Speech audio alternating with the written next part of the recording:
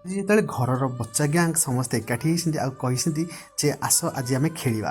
ଆଉ ବବଲୁ କହୁଛନ୍ତି ମୁଁ ବଲ୍ଟା ମାରିବି, ଗୁଡ଼ିଆ ତୁ ବଲ୍ଟା ଆଣିକି ଆସିବୁ। ପରୀ ଆଉ ବବଲୁ ଦୁଇ ଜଣ ପ୍ଲାନ୍ କରିକି ଗୁଡ଼ିଆକୁ ଫସିବା ପାଇଁ ଚେଷ୍ଟା କରୁଛନ୍ତି। ଆଉ ଗୁଡ଼ିଆ ତ ଭୋଲା ଭାଲା ଇନସାନ, ସେ କ'ଣ ଜାଣିପାରିବ, ସିଏ ହଁ କରିଦେଲା। ତାପରେ ବବଲୁ ସେଇଠି ପରୀକି ଆଖି ମାରି ଦେଇକି କହିଲେ ମୁଁ ମାରୁଛି, ତୁ ରେଡ଼ି ହେଇଥା। ପରୀ ସେଠୁ ହସୁଛନ୍ତି ମନେ ମନେ। ତାପରେ ବବଲୁ ବଲ୍ଟା ତଳେ ଥୋଇକି ରୋନାଲ୍ଡୋଙ୍କ ଭଳିଆ କିକ୍ଟା ମାରିଦେଲା। ପବନ ସୂତ ଭଳିଆ ବେଗରେ ବଲ୍ଟି ଉଡ଼ିକି ଯାଇକି ନକଲି ବିବେକର ମୁହଁରେ କିନି ଲାଗିଲା। ବଲ୍ ଯାଇକି ଠାଏ କିନି ବାଜିଲା ଯାଇକି। ତ ଇଲୋ ବୋଲ ହେବା ସମୟରେ ଆଉ ଯେତେବେଳେ ବଲ୍ଟା ଆଣିବାକୁ ଗୁଡ଼ିଆ ପାଖକୁ ଯାଇଛନ୍ତି, ଆଉ ବିବେକ ରାଗିକି କହୁଛନ୍ତି ବିବେକ ତୋ ଗୁଡ଼ିଆ ତୁ ଏ ବଲ୍ ଖେଳୁଥିଲୁ ନା, ହଟ୍ ସବୁ ସୀମା ପାର ଗଲାଣି, ନନସେନ୍ସ କେଉଁଠିକାର। ରାଗିକି ସେଠୁ ବିବେକ ତାକୁ ତଳେ ପେଲି ଦେଇଛନ୍ତି। ପେଲିବା ସମୟରେ ବିକାଶ କହୁଛନ୍ତି ବିବେକ ତୋ ମୁଣ୍ଡ ଠିକ୍ ଅଛି ତ, ତୋ ଝିଅକୁ ଏ କି ପ୍ରକାର ବ୍ୟବହାର କରୁଛୁ ଏ। ତାପରେ ସୁନୟନା କହୁଛନ୍ତି ତମେ କ'ଣ କରୁଛ ବିବେକ ବାବୁ, ଗୁଡ଼ିଆ ଛୋଟ ପିଲାଟେ, ଯଦି କିଛି ହେଇଯାଇଥାନ୍ତା ତାହାର ତ ସେହି ସମୟରେ ପରୀ ଆଉ ବବଲି ଦେଖିକି ମୁଣ୍ଡ ଖରାପ ତାଙ୍କର। ତାପରେ ବିବେକ କହୁଛି ଯଦି ଛୋଟ ପିଲାଟା ତାହେଲେ ଭତ୍ରା ମିଶି ଖାଉନ ତାକୁ। ଆଉ ତାପରେ ପରୀ ସେଠୁ କହୁଛନ୍ତି ବବଲୁ ନା କହିବିନି ନହେଲେ ବହୁତ ମାଡ଼ ଖାଇବ। ଆଉ ତାପରେ ବିବେକ ପୁଣି କହୁଛନ୍ତି ରାଗିକି ଆଉ ଥରେ ଘରଟାକୁ ଫୁଟବଲ ଫିଲ୍ଡ ଭାବିଛି, ମୋ ମୁହଁରେ ଆସିକି ବଲ୍ଟା ଠାକିନି ଆସିକି ବାଜିଲା। ଶଳା ଦିନରେ ତାରା ଦେଖେଇଦେଲା ଏକାଥରେ, ଏତିକି ବଳ ଏଇ ଝିଅର। ତାପରେ ଗୁଡ଼ିଆ କହୁଛି ନା ବାପା ମୁଁ ଏ ବଲ୍ ମାରିନି, ବବଲୁ ଗୋଇଠା ମାରିଥିଲା। ତାପରେ ବୁଲବୁଲ ଦେବୀ କହୁଛନ୍ତି ଟିକି ମୌକା ମିଳିଲେ ମୋ ବବଲୁ ଉପରେ ଦୋଷ ପୁରା ଦବା ଶିଖିଛୁ ନାହିଁ, ମା ଝିଅ ଦୁଇ ଜଣ ଯାକ। ତାପରେ ଏଇସବୁ ଜିନିଷ ଦେଖିକି ବବଲୁ ପୁରା ତଟସ୍ଥ ହେଇଯାଇଛି। ଭାନୁ ପ୍ରତାପ କହୁଛନ୍ତି ବିବେକ ବଲ୍ ଟିକେ ବାଜିଗଲା ବୋଲି ତୁ ଏମିତି ବ୍ୟବହାର ଦେଖାଉଛୁ ଗୁଡ଼ିଆକୁ। ବିବେକ କହୁଛନ୍ତି ଏବେଠୁ ରୋକା ନଗଲେ ସେ ଆଗକୁ ଯଦି ଘରର ନାଁ ପକାଇଦେବ। ବୁଲବୁଲ କହୁଛନ୍ତି ଡେରିରେ ହେଲେ ପଛେ ତୁ ଏତେବେଳକୁ ବୁଝିଗଲୁ ଶେଷରେ। ଭାନୁ ପ୍ରତାପ ପୁଣି ରାଗିକି କହୁଛନ୍ତି ତମେ ଟିକେ ଚୁପ୍ ରୁହ ବୁଲବୁଲ ଦେବୀ, ନିଆଁରେ ଘିଅ ଢାଳନି ଆଉ ହେଲା। ଗୁଡ଼ିଆ କହୁଛନ୍ତି ପାପା ସତରେ ମୁଁ ବଲ୍ ମାରିନି। ତାପରେ ବିବେକ କହୁଛନ୍ତି ଏ ଚୁପ୍ କର, ଏକରେ ଭୁଲ କରିବୁ, ତାପରେ ଦ୍ୱିତୀୟ କରି ତୁ ସିନା ଜୋରି ଦେଖେଇବୁ। ହାଁ ବେଶୀ କଥା କହୁଛୁ, ଆଉ ତୋଢ଼ ଦେଖେଇବୁ ଉପରକୁ। ତୁ ଏ ବଲ୍ ଖେଳୁନଥିଲା ଆଉ କିଏ ଖେଳୁଥିଲା ହେଁ। ତାପରେ ବଲ୍ଟାକୁ ନେଇକି ସେ ସାଙ୍ଗେ ସାଙ୍ଗେ ଭାବରେ ବଲ୍ ମଝିରେ ଯେଉଁ ନାଇଫ୍ ସ୍ପୁନ୍ରେ ମାରିକି ଚିରଫଟା କରିଦେଇଛନ୍ତି। ସାଙ୍ଗମାନେ ଗୋଟିଏ ଅନୁଗ୍ରହ କରିବି, ଦୟାକରିକି ମୋ ଚ୍ୟାନେଲଟିକି ସବସ୍କ୍ରାଇବ୍ କରିଦିଅନ୍ତୁ। ଆପଣ ଗୋଡ଼ ହାତ ଧରିଛି ଗରିବ ପିଲାକୁ ଏତିକି ସାହାଯ୍ୟ କରନ୍ତୁ। ତାପରେ ଏତେ ରାଗ ସରିଲା ପରେ ଯେତେବେଳେ ବିବେକଙ୍କ କାନପଟିରୁ ମହମ ଆସିଯାଇଛି ତ ସୁଗନ୍ଧା ସାଙ୍ଗେ ସାଙ୍ଗେ ଆସୁଛନ୍ତି ଆଉ କହୁଛନ୍ତି ବିବେକ ତମେ ଏତେ କ'ଣ ପାଇଁ ରାଗୁଛ, ଶାନ୍ତ ହୁଅ, ମୋତେ ଲାଗୁଛି ତମ ମୁଣ୍ଡରେ ପେନ୍ ହେଉଛି ସେଥିପାଇଁ ତମେ ଏମିତି ବ୍ୟବହାର କରୁଛ, ଆଉ ତମେ ପ୍ଲିଜ୍ ଶାନ୍ତ ହେଇଯାଅ ନା। ତାପରେ ଭାନୁ ପ୍ରତାପ କହୁଛନ୍ତି ରାଗ ଉପରେ କଣ୍ଟ୍ରୋଲ କର, ଏମିତି କଥାକେ ପିଲାଙ୍କ ଉପରେ ରାଗିଲେ କେମିତି ହେବ। ସୁନୟନା କହୁଛନ୍ତି ପୁଣି ଥରେ ବିବେକ ବାବୁଙ୍କର ବେକରେ ତରଳ ପଦାର୍ଥ ଜମିଗଲାଣି, ଏମିତି କ'ଣ ପାଇଁ ହେଉଛି। ମୋତେ ଏମିତି କାହିଁ ଲାଗୁଛି ଯେମିତି ବିବେକ ବାବୁ ତାଙ୍କ ଚେହେରାରେ କିଛି ଗଡ଼ବଡ଼ ଅଛି। ହେ ଭଗବାନ ତାକୁ ଧରିବାକୁ କିଛି ବାଟ ମୋତେ ଦେଖାଅ, ହେ ପ୍ରଭୁ ମୋତେ ବାଟ ଦେଖାଅ। ତ ସାଙ୍ଗେ ସାଙ୍ଗେ ସେଇଠି ଭଗବାନ ସାଙ୍ଗେ ସାଙ୍ଗେ ଗୋଟେ ବୁଦ୍ଧି ବାଟ ଦେଇଦେଲେ ସୁନୟନାଙ୍କୁ। ତାପରେ ସୁନୟନା ମନେ ମନେ କହୁଛନ୍ତି ଖୁଡ଼ି ମୋତେ କହିଥିଲେ ଦୀପରେ ଘିଅ ଢାଳିବା ପାଇଁକି। ହାଁ ତ ନିହାତି ଭାବରେ ସେଠୁ ସୁନୟନା ସେଠୁ ଆସିଲେ ମନ୍ଦିର ଘର ପାଖକୁ ଆସିଲା ପରେ ମହାଦେବ ସ୍ୱୟଂ ଭାବରେ ଆଶୀର୍ବାଦ ହେଇକି ଆବିର୍ଭାବ ହେଇକି ଆଶୀର୍ବାଦ ଦେଲେ। ଆଉ ସାଙ୍ଗେ ସାଙ୍ଗେ ଦୀପ ଯେଉଁ ଜଳୁଛି ସେ ଦୀପ ପାଖରେ ଆସିକି ସୁନୟନା ତାଙ୍କ ମୁଣ୍ଡରେ ତ କିଛି ଗୋଟେ ପ୍ଲାନ୍ ଅଛି, ତ ସେ ପାଖାପାଖି ଆସିକି ସେ ଦୀପଟାକୁ ନେଇକି କହିଲେ ନାଇଁ ମୁଁ ଯାଉଛି ନଜର ଉତାରିଦେବି ଏଇ ଦୀପର ନିଆଁ ନେଇକି, ମହାଦେବଙ୍କର କୃପା ସବୁ କିଛି। ତାପରେ ଆଉ ମମି ବୁଲବୁଲ ଦେବୀ କହୁଛନ୍ତି ମମି ଖୁଡ଼ି ବିବେକ ବାବୁ ପାଇଁ ଅଖଣ୍ଡ ଦୀପ ଲଗାଇଥିଲେ, ମୁଁ ଭାବୁଛି ତାଙ୍କ ନଜର ଉତାରିଦେବି, କାଳେ ନଜର ଲାଗିଯାଇଥିବ। ତାପରେ ବିବେକ କହୁଛନ୍ତି ନା ସେମିତି କିଛି ନାହିଁ, ମୋତେ କେଉଁ ନଜର ଲାଗିନାହିଁ। ତାପରେ ସୁଗନ୍ଧା ଏହା ଶୁଣି ପୁରା ତଟସ୍ଥ ହେଇଯାଇଛନ୍ତି।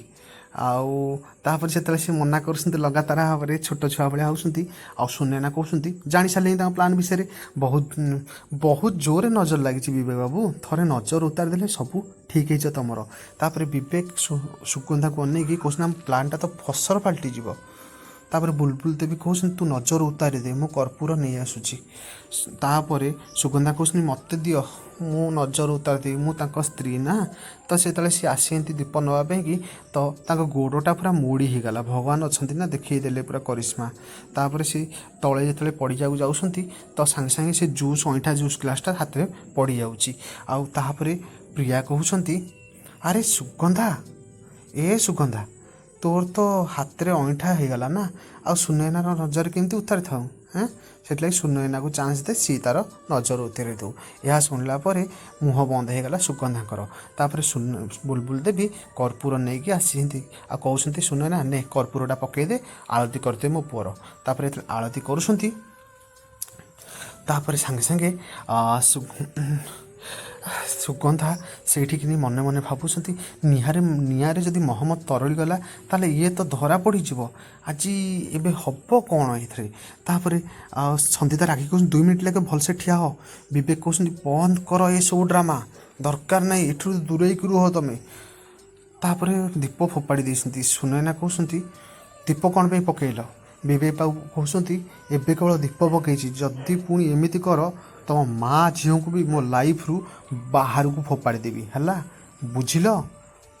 ସୁନୟନା କହୁଛନ୍ତି ଏ ଠିକ୍ କରୁନ ମୁଁ ଠିକ୍ କରୁଛି। ବିବେକ ବାବୁ କହିଲେ ମୁଁ ଠିକ୍ କରୁଛି ଆଉ ମୋତେ କେଉଁଟା ଠିକ୍ କେଉଁଟା ଭୁଲ ମୋତେ କହିବୁନି। ଗୋଟେ ଚଟକଣି ମାରିବାକୁ ଉଠେଇଥିବା ବେଳେ ହାତ ଭାନୁ ପ୍ରତାପ ଆସିକି ତାଙ୍କ ହାତଟାକୁ ଅଟକେଇ ଦେଉଛନ୍ତି।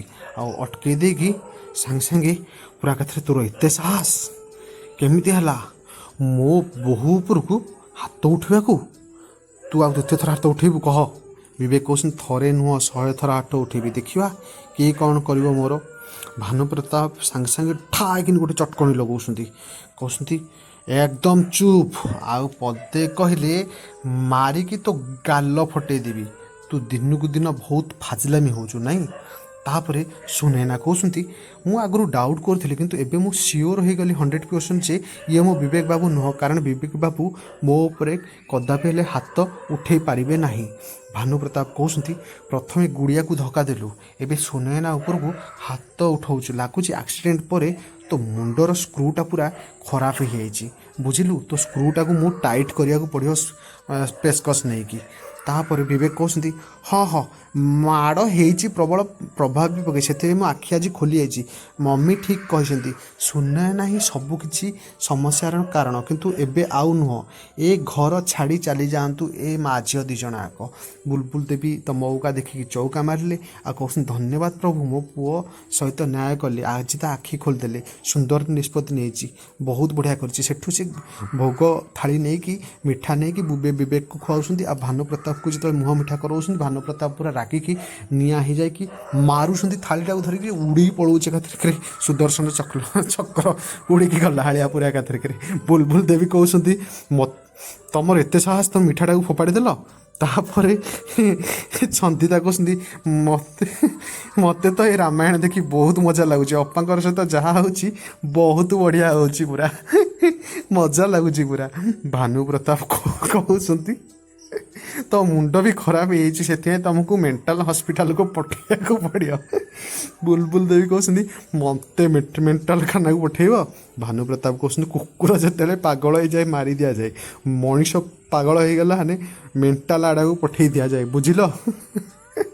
ତାପରେ ରାଗ ତରମ ହେଇକି ସାଙ୍ଗେ ସାଙ୍ଗେ ସୁନୟନାକୁ ଧରିକି ଫୋପାଡ଼ି ଦେଉଛନ୍ତି ବାହାରକୁ ଯେମିତି ବରିଆ ବସ୍ତାରେ ଫୋପାଡ଼ନ୍ତି ଧାନ ଅଖା ଫୋପାଡ଼ନ୍ତି ଆଉ କହୁଛନ୍ତି ରାଗିକି ତୁ ଏବେ ବାହାରି ଯା ଘରୁ ମୋତେ ମେଣ୍ଟାଲ କହିଲେ ତୋ ଲାଗି। ତାପରେ ଭାନୁ କହୁଛନ୍ତି ସୁନୟନା କୁଆଡ଼େ ବି ଯିବନି। ତାପରେ ବୁଲବୁଲ କହୁଛନ୍ତି ସୁନୟନା ଯିବନି ଯଦି ଆଜି ସିଏ ଯିବ ନହେଲେ ମୁଁ ଯିବି। ସାଙ୍ଗେ ସାଙ୍ଗେ ତ ଆସିଲା ପୁଣି ପ୍ରହସନ ଆଉ ସାଙ୍ଗେ ସାଙ୍ଗେ ଭିତରକୁ ଗଲେ ଚାକୁଟା ନେଇକି ଆସିଲେ ଧାର ଚାକୁ ସାଙ୍ଗେ ସାଙ୍ଗେ ଯେତେବେଳେ ମାରିବାକୁ ଚେଷ୍ଟା କରୁଥିଲେ ଭାନୁ ପ୍ରତାପ ସ୍ପାଇଡର ମ୍ୟାନ୍ ହେଇକି ପୁରା ଏକାଥରେ ତାଙ୍କ ହାତଟାକୁ ଅଟକେଇ ଦେଲେ। ଆଉ କ'ଣ ଲାଗୁ ସାଙ୍ଗମାନେ ଆଜି ସୁନୟନା ଘରେ ରହିବାକୁ ଚେଷ୍ଟା କରିପାରିବେ। ଆପଣଙ୍କୁ କ'ଣ ଲାଗୁଛି ସାଙ୍ଗମାନେ କ'ଣ ବୁଲବୁଲ ଦେବୀ ଯେଉଁ ନିଷ୍ପତ୍ତି ନେଇଛନ୍ତି ସୁନୟନାକୁ ବାହାରକୁ ପଠାଇ ଦେବା ପାଇଁକି ସେହି ନିଷ୍ପତ୍ତିରେ ସେ ସଫଳ ହେବେ ନା ସୁନୟନା ନିଜ ଅଡ଼ିକିରେ ପକ୍କା ହେଇକି ଘରେ ଜବରଦସ୍ତ ରହିବେ। ଆଜିର ଭିଡ଼ିଓଟି ଦେଖିବେ ଆହୁରି ବଢ଼ିଆ ଲାଗିବ। ଏହି ଭିଡ଼ିଓଟି ଭଲ ଲାଗୁଥିଲେ ଗୋଟେ ଲାଇକ୍ ଦେବେ ଚ୍ୟାନେଲକୁ ସବସ୍କ୍ରାଇବ୍ କରିବେ।